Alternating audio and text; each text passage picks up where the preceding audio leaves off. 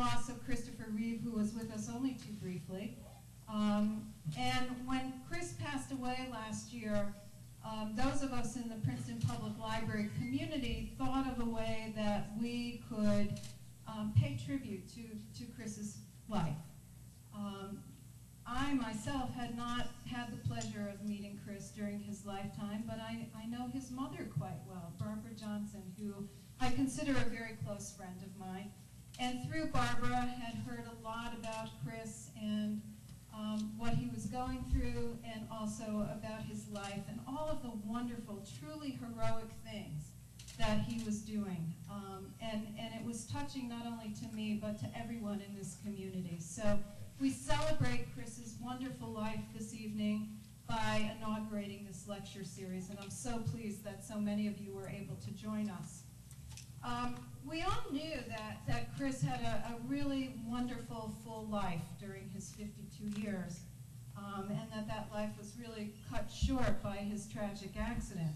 But he was and continues to be a hero for thousands, if not millions of people around the world. The work that Chris did, not only during his days as an actor, but later on his work in the stem cell research area, his advocacy work on behalf of those with disabilities, his work in terms of environmental issues and politics, and everything that he stood for inspires all of us each and every day.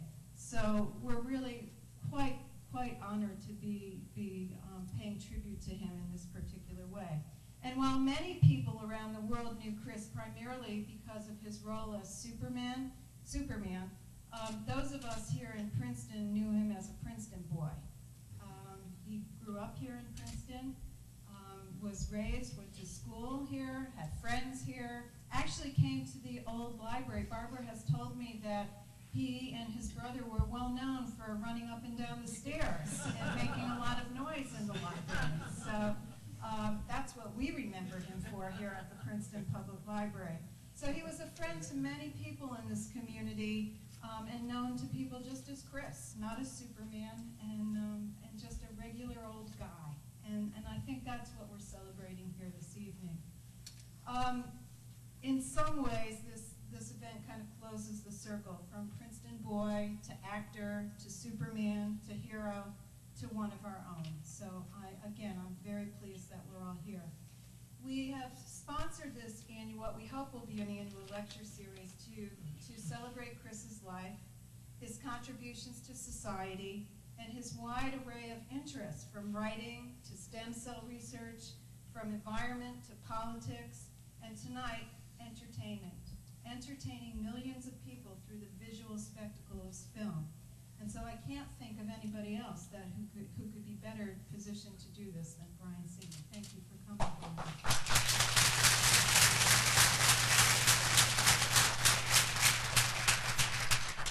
I'd like to introduce you to former mayor of Princeton Borough, Marvin Reed. We all know that Marvin is an effective communicator, a respected community leader, a proponent of smart growth, and, first and foremost, of course, a library advocate. But who knew that Marvin is also a film buff? Oh, that's right. And a personal friend of Bryan Singer. So let me introduce you to Princeton's very own Roger Ebert, Marvin Reed.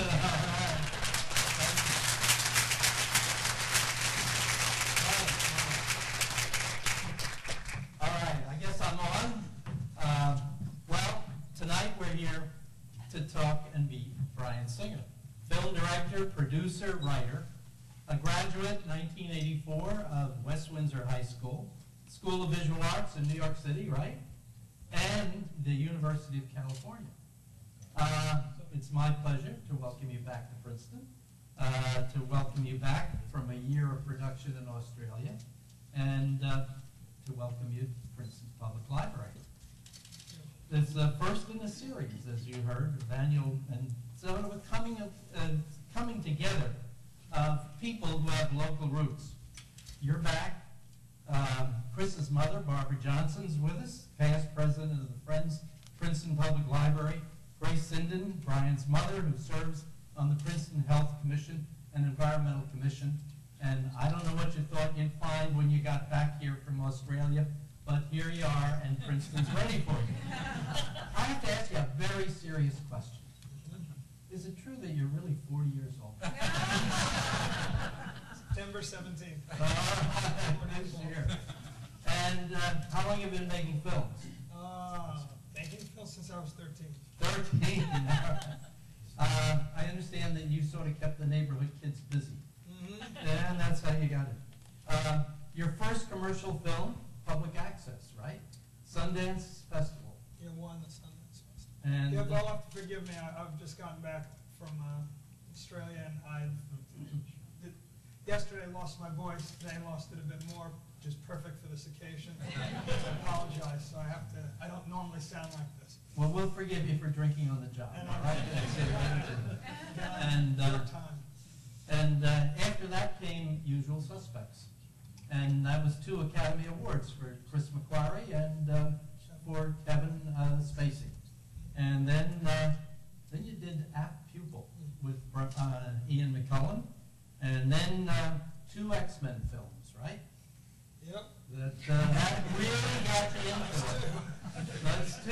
Then I guess, well, I don't know whether there'll be an X-Men 3, but... There will. There will. Hey, promise. How are you doing that? There will be. Well, maybe that's just as well, because you've been doing 3 and 4 and 5 and 6, and I guess that at some point you'd have to make a shift in your pet. I guess a lot of people, I think that a lot of them are familiar with the new House series Yep. that on television, and but I don't know that they realized that it had a story about a brilliant but difficult doctor, and originated by a brilliant, but I guess some people think difficult director. And you did the first several series? I executive produced and I directed the pilot and the first episode when I broke in the new crew in LA. And I cast it. And you cast it, and you sort of set the pace, and that's what they're doing. So that, well, now that you've come that far, is it really turned out to be what you wanted? No, that's a You don't know? complicated question. Well, you've only made 5 films, and I guess some people wonder, how did you get so far so fast? How did you get some of the stars to work with you? I mean, you've had some pretty top-notch people. How did they all come by? Originally, it's a matter of trying to develop good material. So Chris McQuarrie, who's from here, I went to high school with him, crafted a really amazing script in The Usual Suspects. So in that script, was sent around to various agencies and actors that got a lot of attention, which enabled us to get a good cast. And Kevin Spacey, who was a friend at the time, who was not as well known, we signed on first off. But he's a very credible actor, so a lot of other people came. So a lot of other people, the combination of the material and Kevin was appealing to them, and we got a good cast together for that. And then ever since then, even though I've made some fantastical kind of films, science fiction, fantasy kind of films, I've been fortunate to get real terrific actors who will take the leap and do them with me. If I've seen some critics say that regardless of whether you're doing action films or science fiction or what they are, that there's a certain Bryan Singer touch to the films that you do, that you put something of yourself into everyone. You put your mother in every one of them. And Dave, I've seen Dave dancing in the films. I guess watched that the other night. I hadn't seen that movie since we all made it, and it's just very, But I'm sorry, I got reminiscing of it. Well, I know Alfred. Copy in Australia. I know Alfred Hitchcock did it, but you did it with your parents. That's safe. Safe.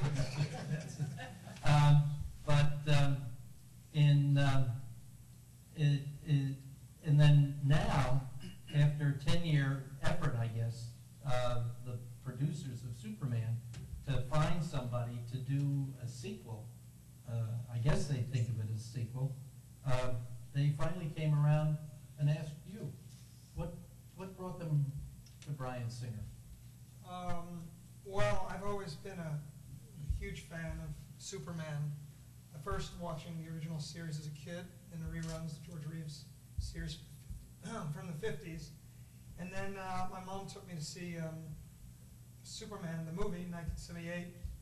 I was young, and it was kind of interesting to be here in context of that, because we saw it at what was once the Prince Theater on Route 1, no longer exists, Twilight Show, and it was mind-blowing, and I got completely swept away with it and with the character, who I was already familiar with. Suddenly took on a new dimension in life, and I believed that man could fly, at least in film.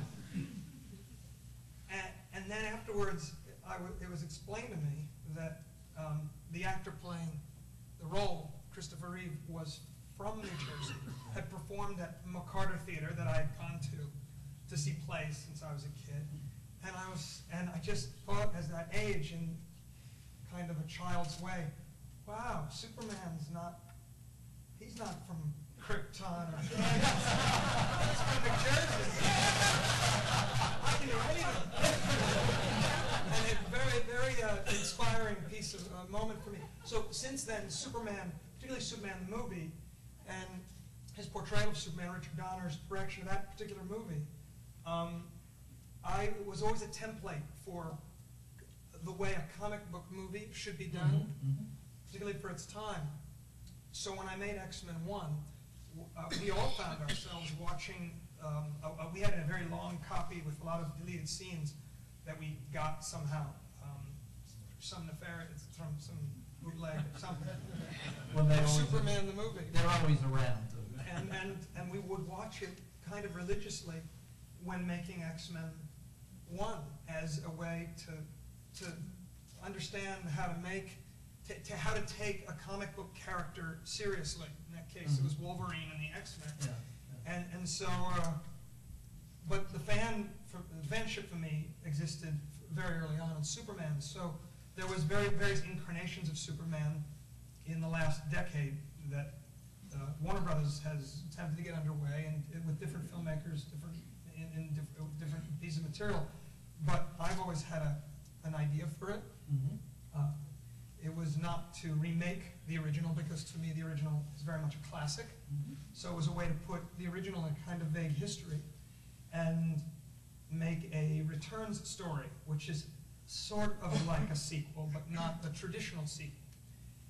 And I talked to Richard Donner, whose wife, Lauren Schuler Donner, produced the X-Men movies. And Lauren, Richard Donner, and myself, the three of us were in a hotel room in Austin, Texas. And I said, can I talk to you for a moment? This is about 3 years ago. And I said, I'd love to, or a little less than 3 years ago, I said, I'd love to, what would you think if I ever made a Superman movie? And Dick said, wow, that's great. That's a great idea. Would you remake my movie? And I was like, no, what I would do, and I kind of gave an idea of what I would do, and he said, I think that's fantastic. So he kind of, in a strange way, gave me a personal blessing from a filmmaker to another filmmaker to pursue it. So when the idea of making a Superman film became available, and there was no longer a commitment to a filmmaker or a particular script, and it hadn't really worked out, I presented to Warner Brothers, to Jeff Robinoff, president of Warner Brothers Production, and Alan Horn, and ultimately Polly Cohen, three principal people I deal with, and who run the studio and are on this particular project as well. This idea, and they responded to it very quickly, and in about 3 days we had a deal, and we were in development of the script. But it was very much from scratch. It very much came from us, and I brought Mike Doherty, Dan Harris. We developed kind of together in Hawaii on a trip, and then I presented that idea, fleshed out to Alan, Jeff, and Polly. And that's why it's called, it's Superman Returns. That's why it's called Superman Returns. All right. So that's as quick as that shows. Batman Begins? Or? Batman Begins. And this is Superman. We can do that. And, well, I guess also in terms of my generation, you've got Eva Marie Saint in this movie. Yeah. Talk about discovering people to play it. What does she do in the film? She plays Martha Kent, the mother of Clark. Oh, Clark. All right. And I've gotten a hint that in this film, while it's obviously science fiction and it's got all the fantasy, but that there's a human element in this film. That Superman is more than just a superhero. He's also Clark Kent and Lois Lane, and he's a man and she's a woman, and I guess he does more than just rescue her, right? Well, well, it's PG-13. Not a lot more.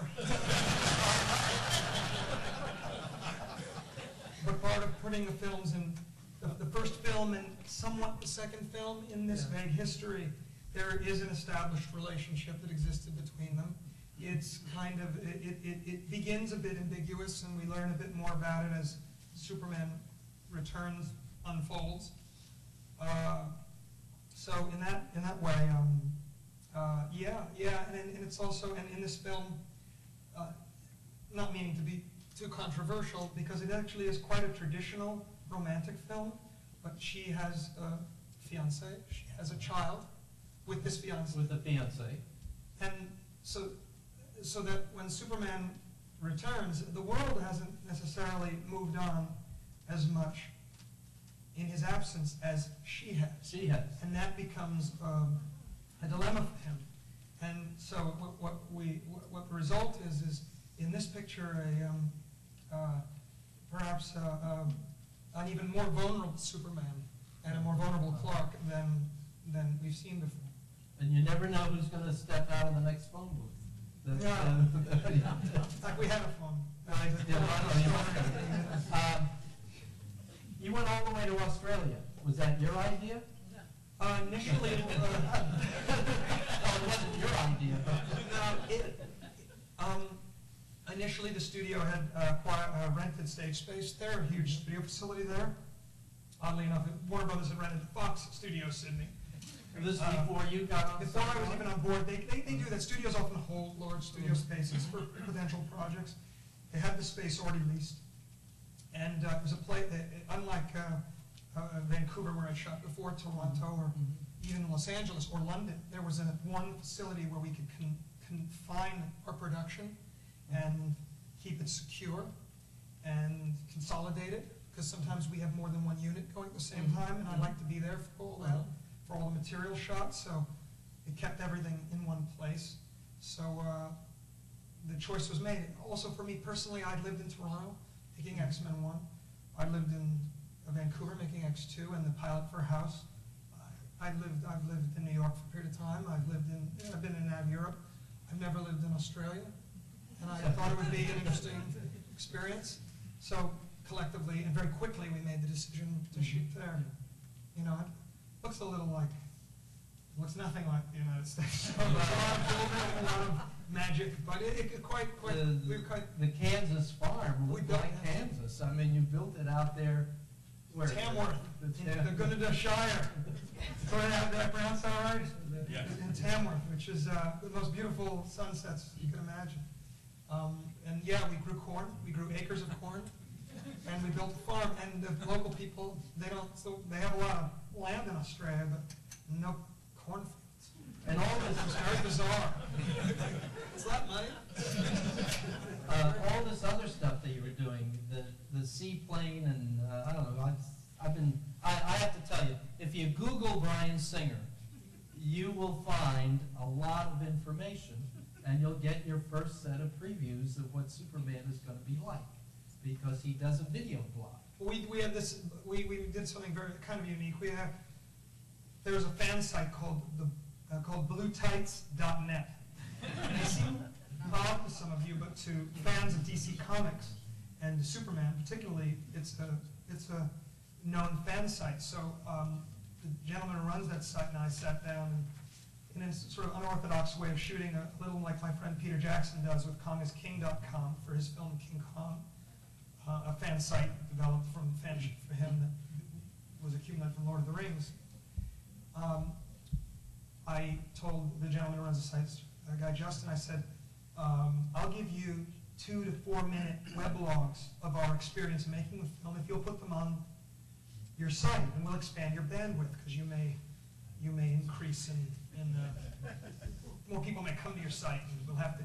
Will affect what I cover on my site. I'm like, you can put whatever you want on the site. You can write about Batman or anything you want. You can write your personal love letters on the site. I just air these weblogs. So suddenly there's 500,000, 1 million. But there's a lot, and it's been an interesting way to involve the core fans of Superman in the process of making the film, because we're so far away and you can't invite everyone to set. We wish you could.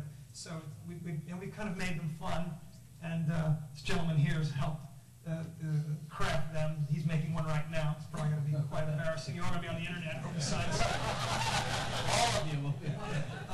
But they've been kind of successful and fun, and have in their own way. And it's a way to show the fans that we take the film very seriously, but we don't take ourselves very seriously. So the kind of behind-the-scenes players become sort of comedic characters. But it's interesting to watch if you.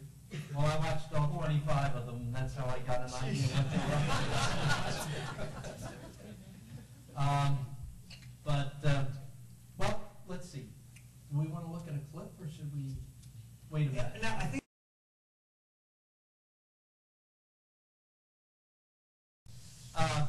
Why don't we take some questions? Let's see. Right there with the white hat on, right? The gentleman there.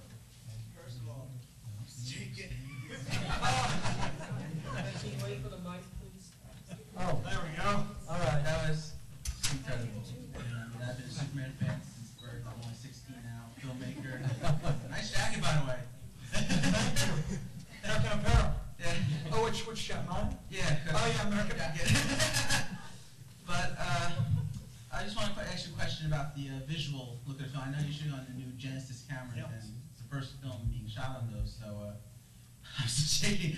But I mean, is it hard to work with the new camera? I mean, like new technology with the high definition, and I mean, it looks awesome. But I mean, like the way, like trial and error you have to go through with your cinematographer, your DP, and Yeah, there's a whole book to be written about it, that making the transition.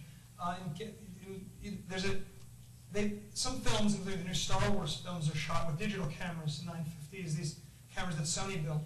For the first time, Sony and Panavision, who are the biggest makers of motion picture film cameras, and the biggest renters and users that we use to make films, have partnered to create something called the Genesis camera, which is a completely new digital camera system which is designed to interpret the image and have the same dynamic range with film, but offer more resolution, more flexibility, and take us into the future, which, for better or worse, is digital.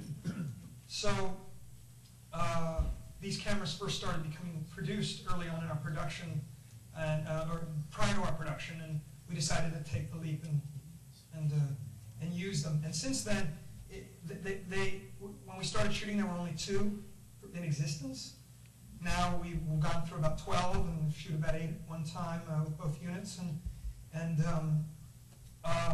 it's just it's a heavier camera, and there's a lot of electronic different equipment, which we and Panavision and Sony are starting to. The camera's evolving as we were making the film, so in the next film that uses them will have the benefit of some of the research and some of the trial and error that occurred. You don't want to get them wet. We had an actor kick water on one of them, and it was shut down instantly. And we sprayed another one with a hose accidentally. But they're very, very sophisticated pieces of equipment. They go through enormous amounts of development and process. It records basically, I'm going to get into technical stuff. Anyway, and it's also challenging in terms of the sets, because it reveals so much as the image, and this is a 2K projection, but the resolution is very clear, so you want to make sure that everything, that your production design is very thorough, and everything looks very good. But I found it wonderful, the flexibility, and what's an interesting piece of trivia that I didn't even know until recently is my focus puller was explaining to me, who'd worked on every film I've done since Half Pupil. And for the most part, give or take a few lenses, because everything's Panavision Panavision, what's the word, accessible. You can use Panavision lenses and Panavision peripheral equipment. Because of that, the same lenses that shot this movie are the same lenses that shot X-Men 2, and also that shot Apt Pupil. This is a small film I did. Not X-Men 1 because that was done with anamorphics. But so it, in a way, you have a lot of these old-fashioned technologies, and we grade the digital. It's a long technical. Anyway, but it's been a learning experience, but one that a lot of us were very frightened of. Now, depending on the movie, if I was doing another large-scale movie of this nature, I'd probably use the same technology again. On his leather, he has your jacket, but we want that camera down the road, I'm afraid.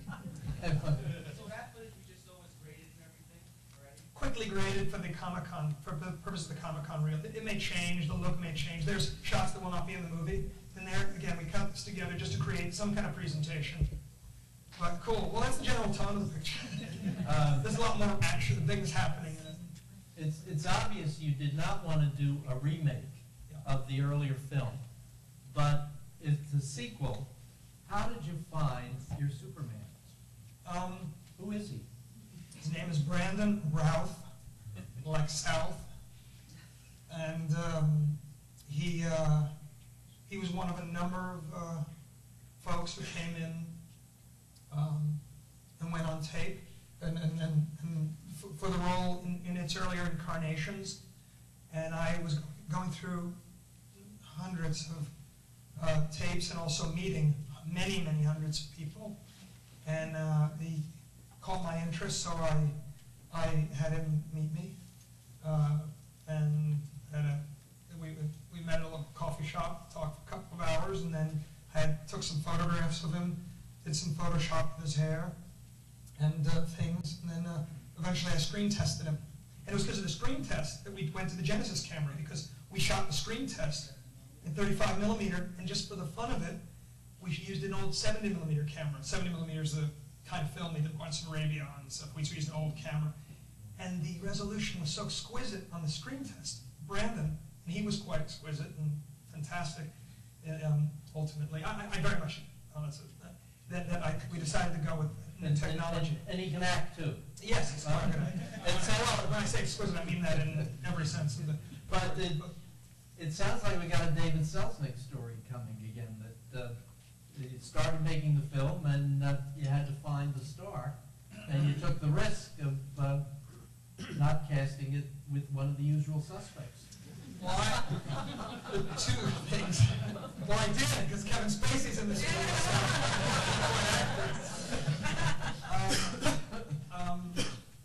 But I always knew if I was going to make this film, it would be an unknown.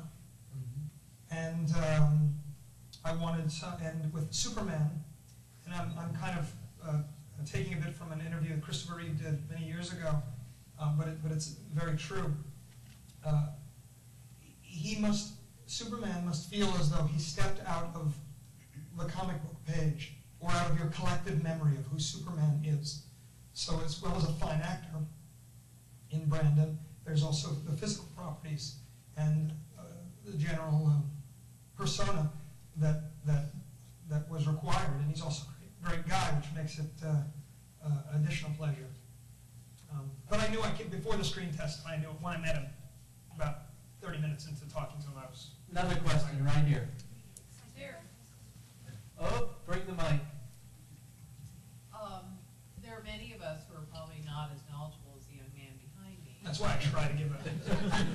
But here you are undertaking a major project in a major franchise that we're all pretty familiar with. And I am surprised that you created this 4-minute clip for a comic book convention. Now, I grew up with Superman comics, and I grew up with the TV show and then the movies. But is the comic book industry driving a lot of the interest in these movies? And what is the connection there that would make you make this for the San Diego comic book? Have you ever been to San Diego? The San Diego Comic Convention has become the largest convention dedicated to comic books and science fiction and fantasy in general in the world. This year it hosted about 100,000 people, and in the room alone that we screened this, there were close to 7,000. But most importantly, they're the dedicated core audience that has carried the torch longer and than I have, or any. So you do this for one reason, because it's a very popular venue, but also because it's very important to acknowledge to the fans that, and to interact with the fans that you're respecting their universe, one that they cherish. So, and it's a pleasure to do it. We do many, many more things that you will never see in the middle of making a movie of this nature. It's in industry. The Superman movie is actually an industry larger than the movie itself, between its global brand managing and its and all the meaning of the core brand of Superman, which again has been around a lot longer than most of us. There's a lot of things, tapes, or weblogs, all kinds of things you do to address that beyond just the making of the film. So it's quite an undertaking. Gentleman with the hat right there. Okay. Brian, for a lot of the fans out there, I know you brought up BlueTights.net, but a lot of them were leaving last-second questions for you. So on behalf of all of them, I know they wanted me to thank you. They definitely wish they could have been here, but from around the world, it's kind of hard to get to New Jersey. But I guess. Part of what you brought up with the trailer and what I've gleaned from pretty much what's been posted about the story so far is that Superman's gone into a sort of a self-imposed exile. He's coming back, and the world sort of moved on without him. As a symbol for hope, do you think this is, I don't know, important in a world today where the events around us are shaping up to be so cynical? Do you think that the world is ready for Superman's final return? Oh yeah, it'd be very refreshing. I would just kind of want, a good guy who's genuinely good and meaningful. But what's kind of nice about this picture is the world is actually a complicated place, and life, and it isn't so clean cut, and he is, and he's having trouble fitting in, and that's so. I think in that way, I kind of enjoy it, find it appropriate. But yeah, I think it would be a breath of fresh air, because it is very. I'm a pretty cynical guy, and it's a very cynical world, so it's fun to explore the optimism. Good hero. Thank you very much. Thank you for what you said. In the striped shirt there. Hi. First off, do you see yourself going back to the kind of thriller mystery genre, like Usual Suspects, eventually? Oh yeah.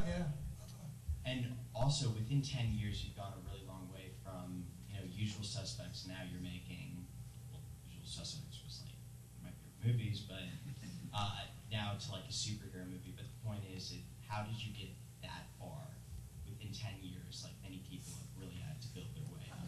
Was it luck? Or 10 years feels like a long time. Yeah, I know. And you count the childhood, you have to make it starting off as like that as being like one of your first major pictures. Yeah, it's just a matter of choices. I always in the back of my mind have had a deep love of science fiction and fantasy. In fact, some of my favorite I call them story-centric directors have made some amazing science fiction fantasy films. Stanley Kubrick being one. He's a man who made, Clockwork Orange, very visceral, very character-driven films, all the way to Eyes Wide Shut. But in the middle there, he made the mother of all science fiction films, 2001: A Space Odyssey, with kind of care. So I look at guys like, or Peter Jackson, who came out of a bad taste, Meet the Feebles, and then he made Heavenly Creatures, and suddenly he's taking on the Lord of the Rings. It's a matter of choices. Every time I see Peter Weir, I'm like, more science fiction, more fantasy. So I kind of, and I've always, my idol was always Steven Spielberg, and he began these films, and Richard Donner, who made Superman, actually came out of The Omen, and then Superman, and also with Superman is interesting. It's because you see these comic book films being treated sometimes in a tricky direction, and you want to get in there and try to bring some of your own personal belief. I won't say reality to it, but your own personal believability to it. But that's a matter of choices and good fortune. It's a combination of the two. Red jacket.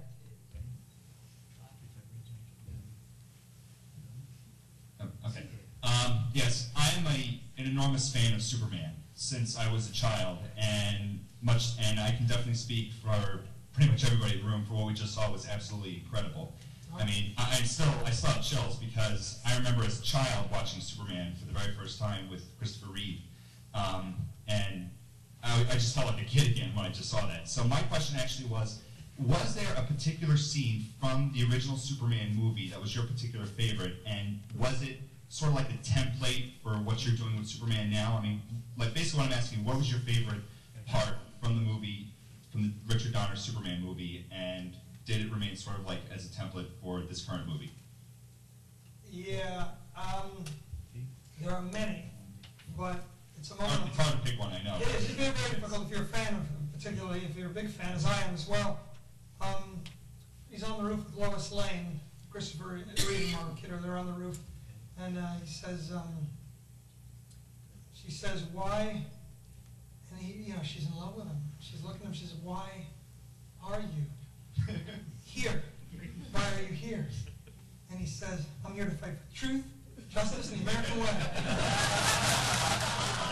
She says, "Well, you're going to end up fighting every politician in Washington." and he says, "Well, you don't really mean that, Lois." And she says, "You got to be kidding." And he says, "Lois, I never lie." That's one of my particular favorites too.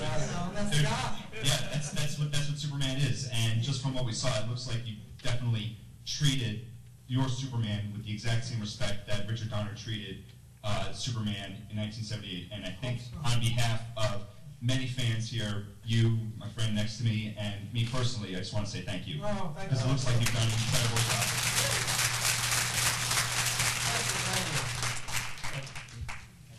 You got a mic there for him? Could you tell us anything about the villainous Lex Luthor? Kevin Spacey plays Lex Luthor. Those of you who don't know, Lex Luthor is a criminal mastermind. All I can tell you is that which kind of incarnate is he, like evil billionaire or scientist? He's fresh from prison. We sort of find him where we left off in those films. Same time, it doesn't tread one way or the other on what Smallville, which is a series about Superman growing up in his hometown. It doesn't really tread on that one way or another. So, in terms of their history, we just know they've had a history. It's not a pleasant one, and that's where we enter Lex Luthor. In the interest of equal time, I'd like a question from an older woman. Right here. I don't have a question, I have an answer. I'm one of the people here who represent Brian's entourage. Who know him and loved him since he was months old, literally. And he always had a passion. If we could find that in our lives, that's what you're seeing an expression of here. He lives the filmmaking totally. And I was lucky enough to watch him in action, and it was incredible. He goes in there knowing everyone's lines, everyone's doing their thing, but he's doing it with them. given you everything he has to give. So yeah, you're going to see a piece of him in it. As I said, I don't have the question, just the answer. Question all the way back by the door. The lady in the back, right there. Thank you. Can you talk a little bit about how the music soundtrack gets put to the movie? Yeah, who composed that movie? The music you heard is John Williams from the original Superman. Oh, the original. The original film that Barbara we were just talking about. Usually and conventionally, the composer watches a version of the movie, a cut of the movie at some point, and then When the movie's complete. when it's complete, usually a rough cut, maybe a finished product, and then writes music. He often composes it on synthesizer or writes it out or on a piano, and then it's the layers are put in, and it's eventually performed by an orchestra in time with the movie. My process is a little different. My editor is also my composer. It's a very unique combination. One of my two editors, I have John Ottman is editor-composer. I have another editor named Elliot Cram. And they cut the actual picture, and I work with them in the editing room, and we craft the movie. But John is also the composer. So he's thinking about the music a little bit, and then at some point he leaves the process, and Elliot sort of is there day-to-day with me making changes. And he goes and he writes the music. In this movie, because I have a very enormous reverence for John Williams' original score, we will have our own original score. Some of the John Williams themes, particularly and the opening as well, the opening title music, will be maintained and incorporated, and I think it'll be fun, more fun that way. The blending of. Yeah. So so for this movie, it'll be a little unique than it would normally be, but there will be a copious amount of original music as well, because we have different movies. Yeah. Well, thank you. Right here. A lot of comic book movies often have, like, depending on the director, tend to have a lot of Here, use the mic. tend to be really aesthetically different. Looking at especially the Blade films, Stephen Norrington, Guillermo del Toro, and David S. Goyer, and also Batman Begins with Christopher Nolan. How do you know, like when you were making the X-Men films or when you're making Superman, like how do you like what parts of the movie do you know really make it like this is like my thing? Yeah, I try not to be worried about that. I try to be as true to the essence of the character. In case of the essence of the X-Men characters, the essence of who I believe Superman is. Ultimately, in the thematics of the film, I think I'm reflected. And if you know my films, you can see things, shots, compositions, use of frame that are similar perhaps, but there's definitely, for me, an attention to not giving it a specific kind of look. That because it's Superman, it's not the usual suspects. Those are two completely so different films. I wouldn't want them to look the same. It's not my nature. Other filmmakers are different. The filmmakers have a very distinct style, and I love, I respond to that. You can see a Woody Allen movie, you're getting, the music, you know what you're getting, but you want, in the case, for me, part of the fun is making very different looking and different feeling films. So, and that's what's just my personal preference. But there are things in there if you're looking, I imagine. The gentleman right there. Do you have a mic for him?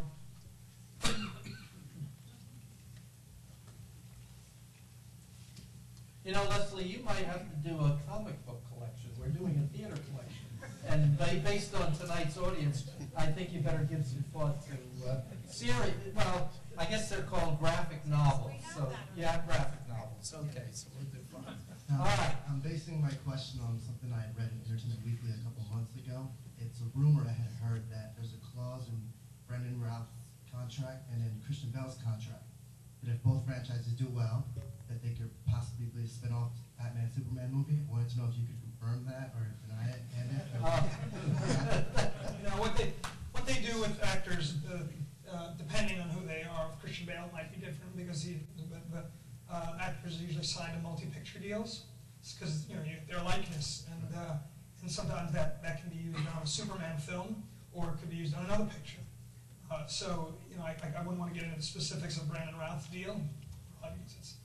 So you would be interested in possibly working with Christopher Nolan, and if anything like that came up in the future, possibly making a crossover movie. At the moment, I wouldn't think of it. It wouldn't be something I've been thinking about. Right. There was a time when Wolfgang Peterson was going to do a crossover film, and I thought about it. What would I do? Who would be the good guy? That'd be Superman. So that means Batman would have to be the bad guy. Okay? The bad guy. He couldn't really be that bad because he's Batman.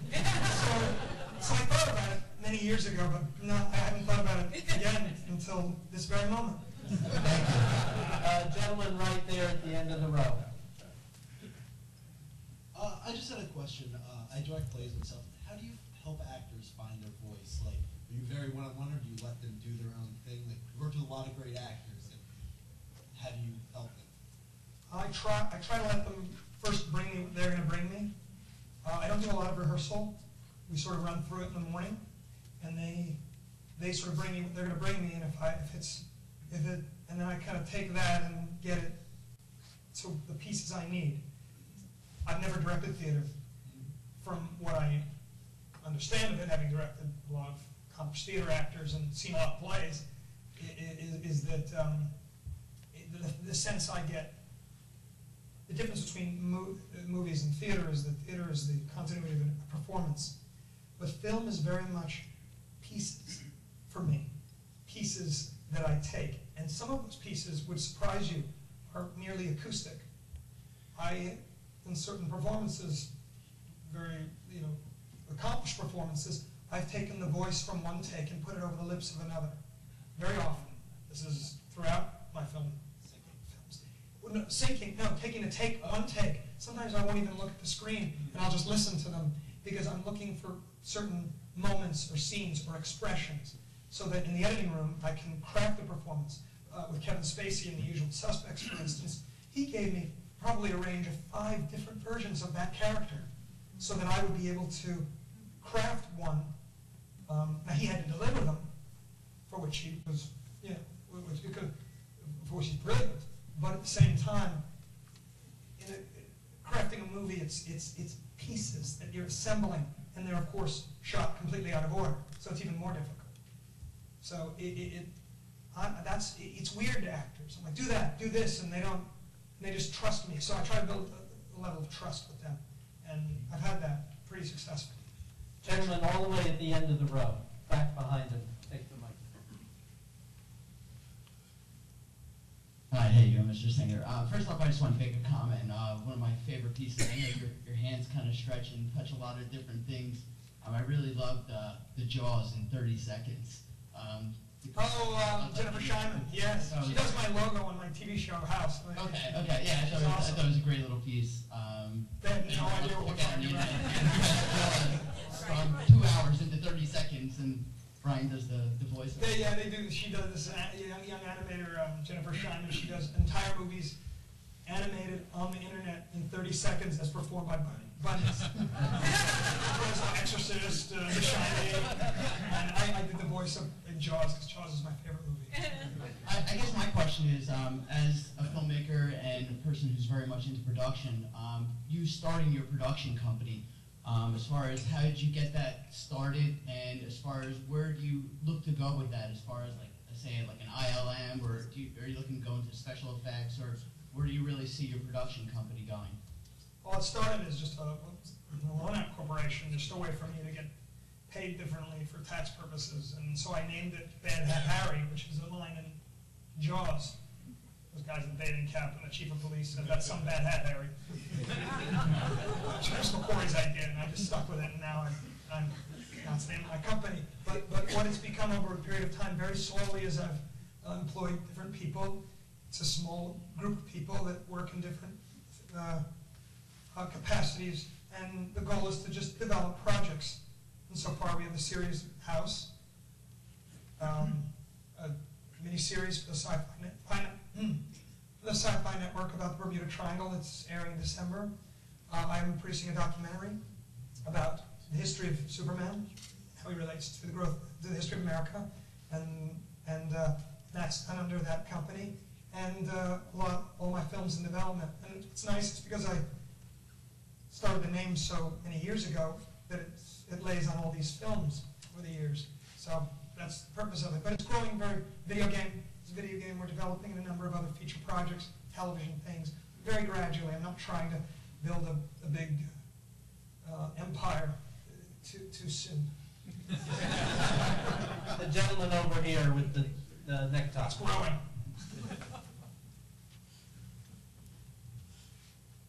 Brian, I want to talk a little bit, or ask you about Clark Kent. This is nothing about me personally, but I noticed that Bruce Wayne in his normal life is kind of an approachable character, a little bit of an elitist, but recognizable, and he's sort of decent person. And in Spider-Man, the protagonist as a young man is a little geeky, but also likable. Clark Kent is really annoying. And I'm wondering if that comes out in this movie in the same way as it did in the movie from the 70s. And is anybody going to make him kind of not stand out in that way? No, well, I think his mechanism, because in the case of Superman and Clark Kent, these other people, Bruce Wayne is Bruce Wayne, and his costume is Batman, or in the Batman. In the case of Superman, he is Superman. He's Kal-El, the last son of planet Krypton. This is how he dressed. This is how he is. The costume is Clark Kent. So by being a bit bumbling and annoying, and and this is something that Chris Reeve pioneered and discovered when they made the 1978 film. He kind of is that guy that you get tired of looking at because he's so annoying. So you tend to look away from him, you tend to steer away from him, and yet he's there and he can function and try to build relationships in the human world. But nobody's going to be looking at him too closely, because if they do, they might see Superman. So I think that's why that might have been part of the decision and the choice.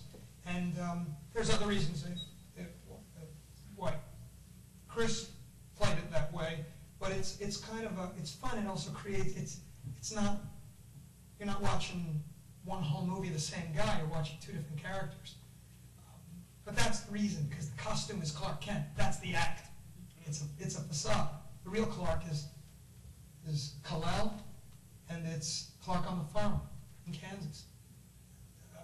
So that's what makes it kind of fun, But it does kind of grate on it.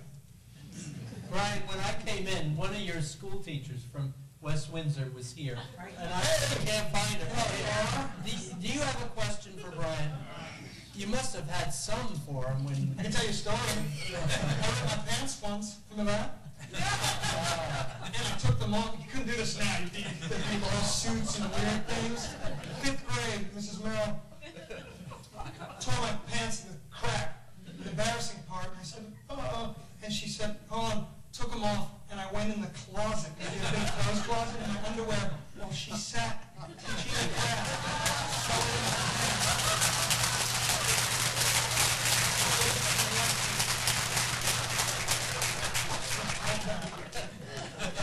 Imagine that now. You take your pants off. Look at this. Question right there. Yeah. You mentioned that you're using some of the John Williams score from the Donner film, and I was wondering if any of the actors from the Donner film make an appearance in Superman Returns. Yeah, not principal actors, but there are two cameos, one of which you saw. You may not have realized it, but the older guy at the bar who says, "It's a light coming back." That's Jack Larson, who played the original Jimmy Olsen in 1951. And also a lovely woman who did a cameo in the Donner Superman, but who played the Lois Lane in the original in 52 and 53. Noel Neal also plays quite a significant cameo in a role in this movie as well. The funny scene. Right there. Well, it's not funny, it's actually horrifying, but we think it's funny.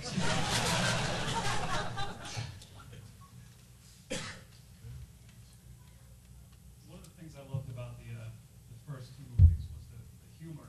I mean, they were relatively serious movies, but there was also a lot of humor. For example, Zod is destroying downtown Metropolis, but you still get to laugh at the guy, and the bald guy in the roller skates getting blown backwards. Or the guy who's still on the telephone is getting blown away by this big blast of breath.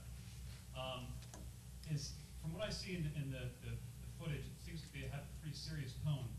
Is there still some of that goofy humor that you see in the first two films? I don't know if I'm trying to steer from goofy, but yes, it is. I can confidently tell you it's the funniest, most romantic film I've made, and it's in that lighthearted way. But it does also cover that ground that gets hopefully a bit emotional. But it's definitely we have fun with it.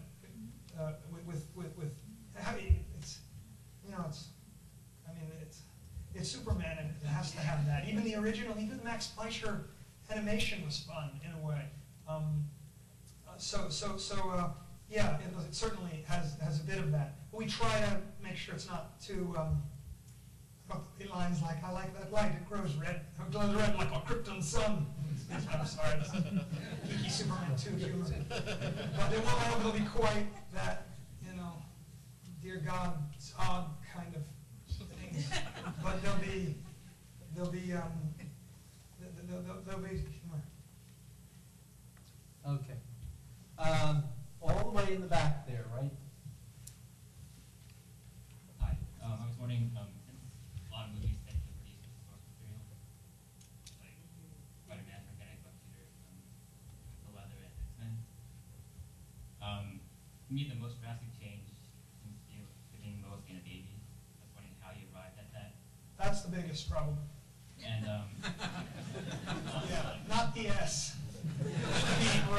No, it's the lowest having a child. Yeah, that would be the grandest liberty. And is Kate Bosworth ever going to enroll? Is Kate Bosworth ever going to enroll in Princeton? Princeton. Keep on stop hiring her. Which probably is not going to happen anytime too soon. All right, one more question. Let's do one. Oh, go ahead, finish. That's the largest liberty I've taken. How did you arrive at that? Because I wanted there to be something profound and serious to confront Superman when he returned. Something we've never seen before. We've seen a lot of disasters and a lot of criminals, but we haven't seen that. And that was the one thing that I could bring that would be new to this movie.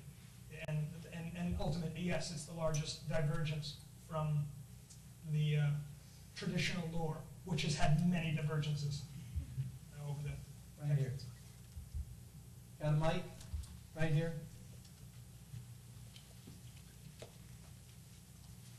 Hey, could you speak a little bit on how you go about developing a script? Like, do you have other people that help you out writing, or just a little bit about that. Well, it depends on the movie, but usually I work with writers, and try to craft the story, and with writers. I don't have writing credit. I don't seek it at this point in my life. I have story credit. But I like working, particularly with friends, and I've had a lot of success working with friends from New Jersey on Usual Suspects and At Pupil. Chris McQuarrie, Brandon Boyce, and in this case, Dan Harris and Mike Doherty, who I've known for years as friends. collaborated with me on X-Men 2, as well as this film very heavily, and wrote the script. So that so we sort of workshop it together, and they go in and write something. I read it, I yell at them, they come back with some more stuff. I read it, I yell, they yell back, which is good. They're not afraid because they're my friends.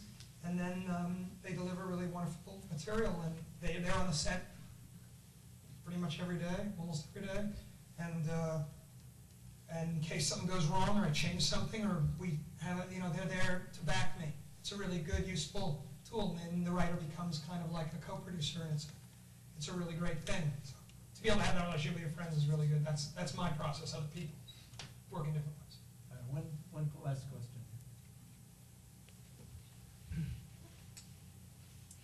In listening about the story of the Superman that you're making, I'm kind of struck that you have the character go away on a hiatus, and I think about, well, that happened with The Incredibles, where, the superhero got sued and, took another life and then came back. I mean, I don't know if you kind of got some of that idea from it, but where did he go?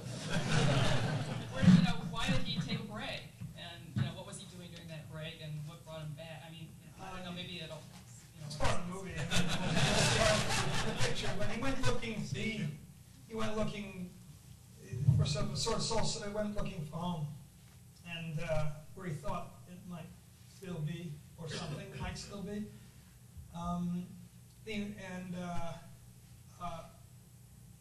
So the idea was always that he was out of the loop for a while, and this idea, I've had for years, and that he would come back to a world that moved just a little bit on, not so much in a comedic way, but the similarity would be reclaiming, where in The Incredibles it's a comedy, sort of about trying to figure out who you are.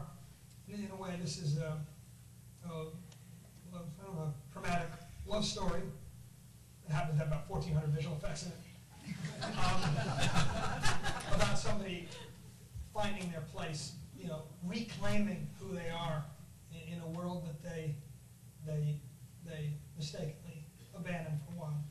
It's what happens when old boyfriends come home, come back into your life, move back into your town. Sort of. Well, Brian, I'm not sure that we thought he was going to come back, but maybe in 2006 he will come back, and we'll all be there to welcome him back.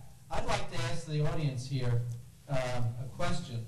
I'm a fan, so I've got the full collection of Bryan Singer films, and if there's still interest, we could start in January and do one a month, and do a Bryan Singer retrospective here at the library.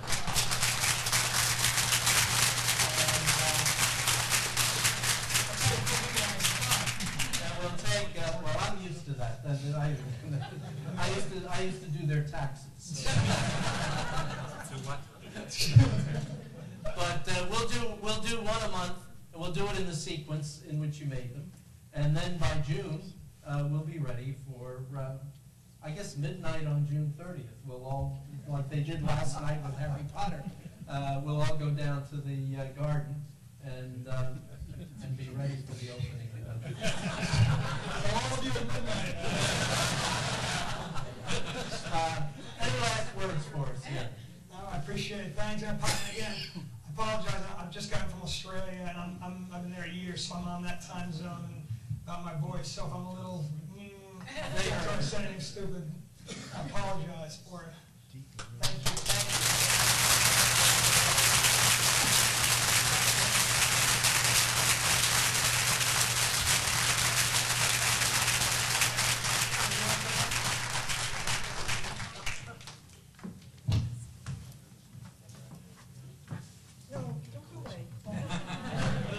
Also, I want to thank Barbara Johnson for inviting me.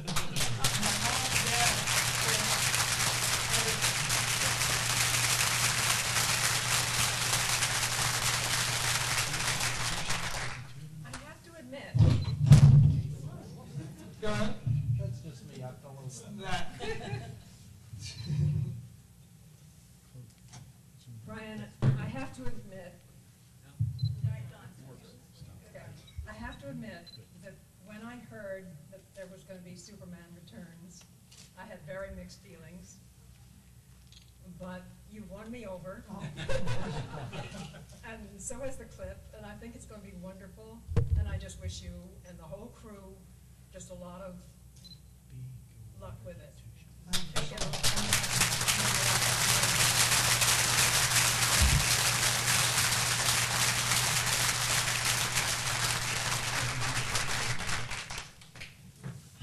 Thanks, Marlon. Oh, you're welcome.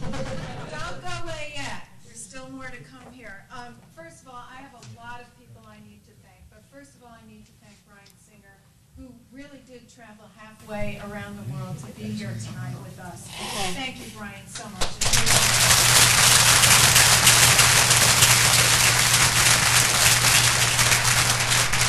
We have fondly called this event Princeton Goes Hollywood, because we have learned lots of things in the past few months about doing an event like this, which we never knew before. So I have lots of people I need to thank. It's all in a good way. I mean, we've learned a lot that it'll be very useful to us in the future. But Bryan, to all of your people, your entourage, who have been so wonderful in working with us, the film crew who literally has been here for 24 hours, I have to tell you that they've been very protective of the clip. Jason, who is Bryan's assistant, came yesterday, I guess it was the day before, with the film clip you saw. He wanted to know how many people had access to the safe. I told him 3. He was very nervous about that. I told him to trust me. It's a library. We've never had any break-ins. It would be okay. He still wasn't buying it. So we do have another copy of the film upstairs, which I will return to him. He will get it back at the end of this evening. To your film crew who started camping out here yesterday, I made the mistake before of putting my arm on the box there, and I thought they were going to flip out. To when I kept coming in yesterday to see how they were doing, I mean, it was all very innocent. I just kept walking in the room to see how everybody was doing, and immediately they would jump in front of the lens so I couldn't see the clip. So it's all been a very secretive operation, but we really appreciate you sharing this with us. I think it means a lot to the people who are in the audience.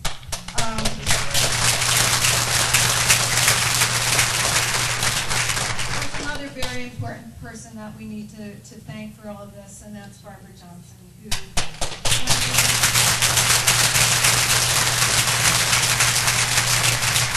when we approached her last year and asked what we could do to honor Chris's memory, she immediately thought of the library, as she does all the time for everything we ask her to do. And I think it is a very fitting tribute that we were able to begin this lecture series and hopefully continue it for the foreseeable future. So thank you, Barbara, for allowing us to do this. This was the staff's idea, and she graciously accepted their offer. I need to thank Grace Sinden, who when Barbara called her and said, do you think Bryan might be able to come and talk a little bit about his movie? Grace said, sure, no problem. She called Bryan on Australia. I think all of this took about 15 minutes. Bryan said yes, he would come, so you can blame your mom for this. It's not our fault, but thank you, Grace, and you've been wonderful. Grace,